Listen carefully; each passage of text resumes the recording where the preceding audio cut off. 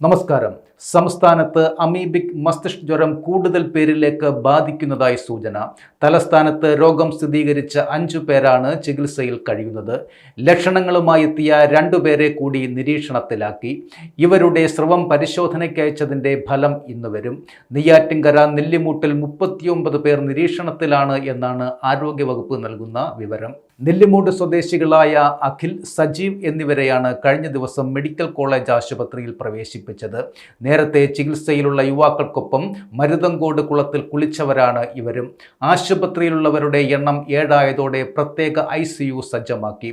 രോഗികളുടെ എണ്ണം കൂടിയാൽ പ്രത്യേക വാർഡും തുറക്കും. അതേസമയം ചികിത്സയിലുള്ള പേരൂർക്കട സ്വദേശി നിജിത്തിന്റെ നില ഗുരുതരമായി തുടരുകയാണ്. ജൂലൈ 23-ന് മെഡിക്കൽ കോളേജ് ആശുപത്രിയിൽ മരിച്ച അതിയന്നൂർ മരുതങ്കോട് കണ്ണറവിളയിൽ അഖിലിനൊപ്പം മരുതങ്കോട് കാവിൻകുളത്തിൽ കുളിച്ചവരാണ് നിജിത്ത് ഒഴികെ ചികിത്സയിലുള്ള മറ്റുള്ളവർ. നിജിത്തിനെ അവശനിലയിൽ ആശുപത്രിയിലെത്തിച്ചതിനാൽ വിവരങ്ങൾ ചോദിച്ചറിയാനായിട്ടില്ല.